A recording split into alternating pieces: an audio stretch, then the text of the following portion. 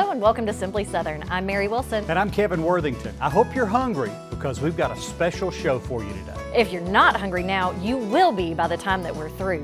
We're featuring some of the most popular recipes that our friend Stacey Little has prepared on Simply Southern. Over the past 2.5 years, Stacey's made breakfast, salads, sides, snacks, entrees, desserts, you name it. Obviously, we can't feature every single one of them today, but you can go to our website, simplysouthern.tv.net, to see all 65 recipes that we have featured on Simply Southern.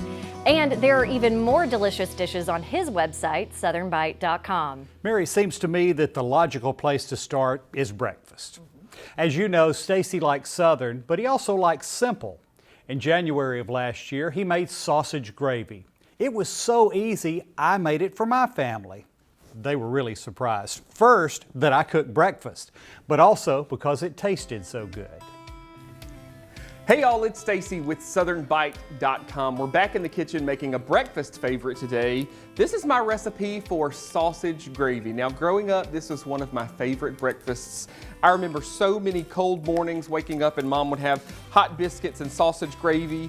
And sometimes I would just put that sausage gravy over the scrambled eggs and the grits and everything else too. I love the stuff. It's great on just about anything that you can eat for breakfast. To start, I've got 1 pound of pork sausage that I've cooked right here in my skillet. To this, we're going to add a 1/4 cup of flour.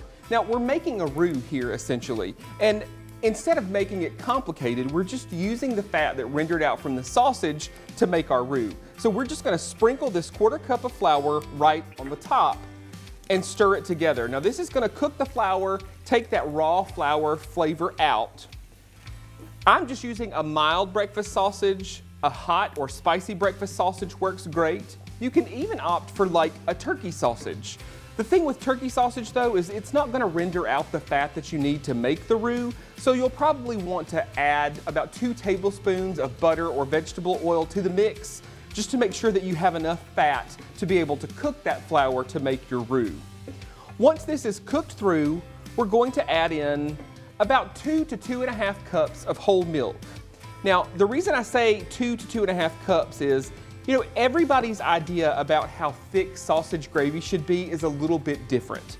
I prefer mine a little thicker, and so most of the time I use about 2 cups of milk. Other folks might want it a little thinner, so they would need to add just a little extra milk to the mix. You can see just how quickly this is thickening up. And we're just gonna gradually add this milk until we get to the consistency that we like. Once we're there, we're gonna season this. And I always tell folks, never be afraid to taste your food. Get a clean spoon out of the drawer and give it a taste. For me, I know I'm pretty much always gonna add a little salt, and that will vary based on the brand of sausage that you use and how much salt is in it.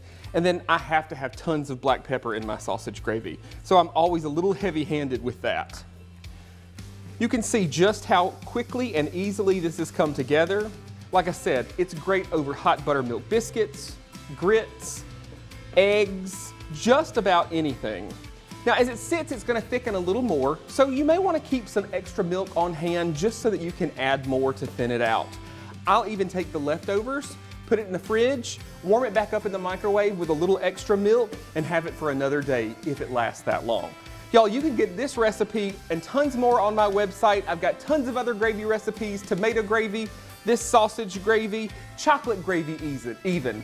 Visit my website, southernbite.com. Be sure to click the Simply Southern TV tab right at the top.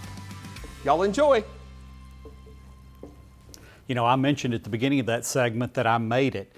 Another breakfast that I made was Stacey's Easy Breakfast Stromboli. We were at the beach with Leanne's family and they loved it. And again, couldn't believe that I had cooked for the crowd. Well now, if breakfast is really your thing, don't forget to try Stacey's Bacon and Eggs Tater Tot Casserole. That one has all the major breakfast food groups. Bacon, eggs, cheese, tater tots. What's not to like? I like all of those things. There's lots more to come on this special edition of Simply Southern. Up next, Stacey makes a dish that's so Southern, they made a movie about it. He's serving up fried green tomatoes right after the break.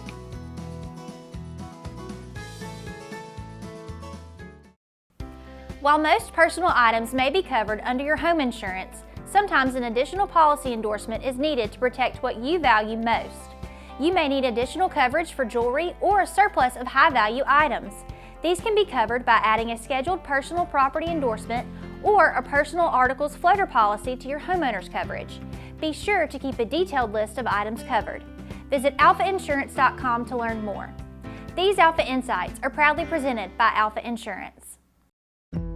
Alabama is a state filled with riches, like the juiciest peaches, a summer tomato sandwich, or grandma's pecan pie. But perhaps our greatest treasures are the hands that grow. From generations past through the years to come, Alabama fruit and vegetable growers produce an abundance we all enjoy. Alabama produce. It just tastes better. Support healthy food from local farmers by purchasing a Farming Feeds Alabama license plate.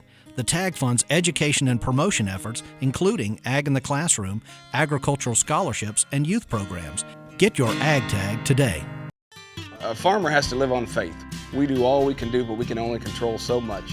Alabama is the second largest poultry growing state in the nation, so we're trying our best to grow all the corn we can for that. What we produce not only feeds and clothes all of the United States, but about half of what we make goes on to the world market. We've been able to improve yields, have some things that can help us produce a better crop. I'm proud of the product we make and proud that I can say I'm an Alabama farmer. When you look around for information and answers to your everyday questions, how do you know who to trust? Alabama Extension takes Auburn and Alabama A&M universities to the people.